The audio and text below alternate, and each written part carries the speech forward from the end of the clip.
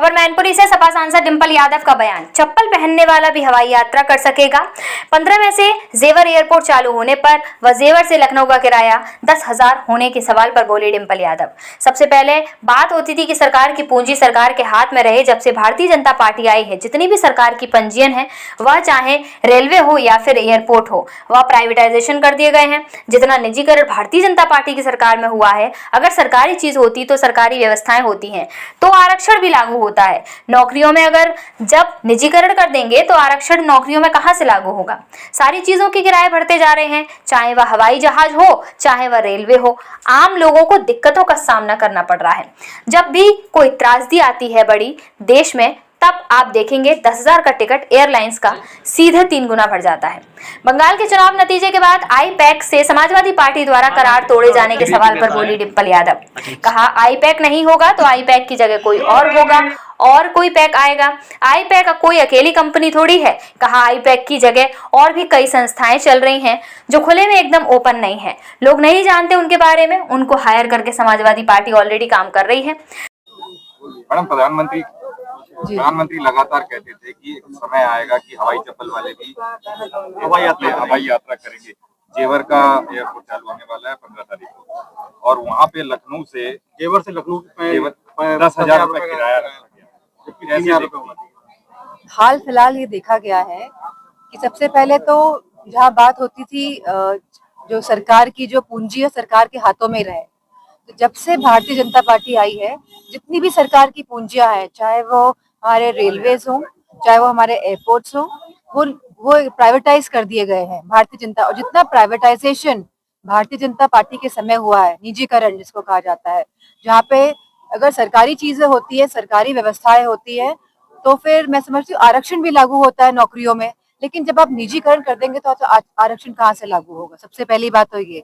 और जहाँ जो किराए की बात हुई थी, लगातार देखा गया है कि किराए बढ़ते जा रहे हैं, चाहे हवाई जहाज हो चाहे वो रेलवे स्टेशन हो, और आम लोगों को जो इससे दिक्कतों का सामना करना पड़ रहा है। और इसी के साथ जब भी कोई बड़ी त्रासदी होती है देश में, तो तब आप देखेंगे जो 10,000 रुपए का टिकट होता है हमारे एयरपोर्ट्स का, एयरलाइंस का, वो सीधे 3 गुना हो जाता है।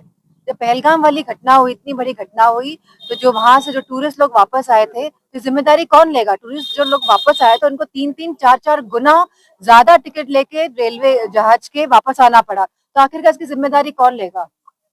आईपैक के साथ समाजवादी पार्टी ने अपना करार क्या, तो आईपैक नहीं होगा तो आईपैक की जगह कोई और होगा, कोई और पैक आएगा। तो ये करार तोड़ने का खत्म कर दिया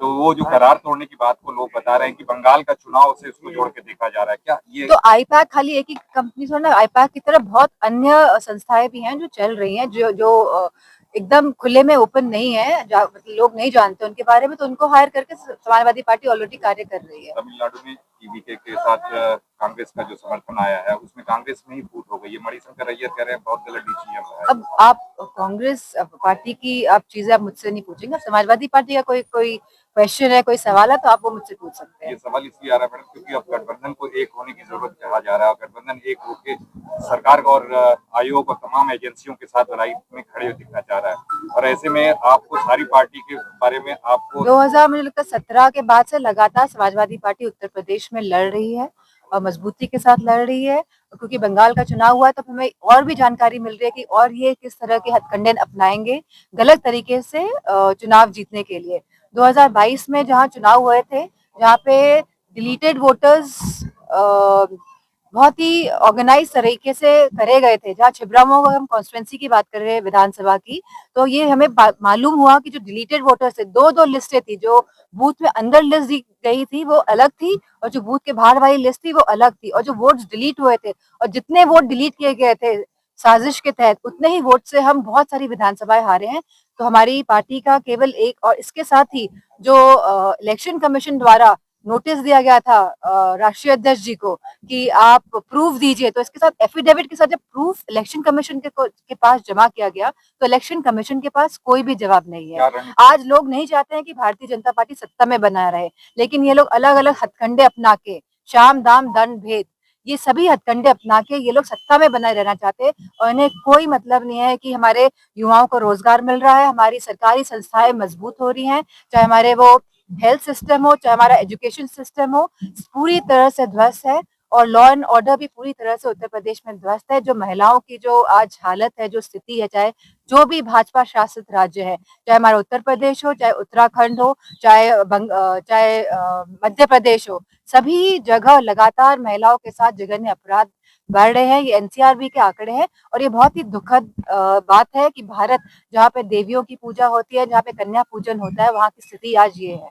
महिलाओं के साथ बढ़ रहे अपराध में देखा गया है कि भाजपा और भाजपा के कुछ लोग उनमें शामिल होते हैं और फिर अब बताइए, उत्तराखंड के मुख्यमंत्री, उनकी विधानसभा चंपावत, वहां पे इतनी बड़ा कांड हो गया 16 वर्ष की बालिका के साथ और मुख्यमंत्री खुद ही उस कांड को दबाने में लगे हुए हैं।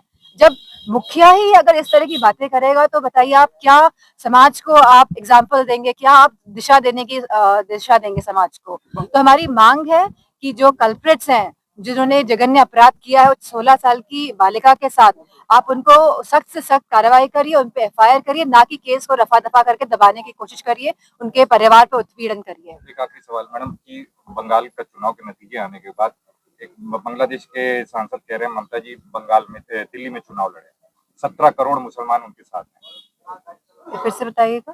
बांग्लादेश के सांसद जी का कहना है कि 17 करोड़। अब दिल्ली में चुनाव तो कब होगा, जब होगा तब का तब देखेंगे। अब वो बांग्लादेश की तो खुद ही यहाँ पे एक शरणार्थी यहाँ पे है हमारे, उनकी भी तो बात करें। एक आखिरी सवाल है कि 2027 के चुनाव में तमाम पार्टियों का अलायंस किस तरह से देखने में, समाजवादी पार्टी का क्या? ये सारे जो नेता लोग हैं, जो पार्टी के वरिष्ठ नेता लोग हैं, जो राष्ट्रीय अध्यक्ष जी है, उनका डिसीजन रहेगा, उस डिसीजन पे कार्य करेगी बंगाल के मुख्यमंत्री। Thank you.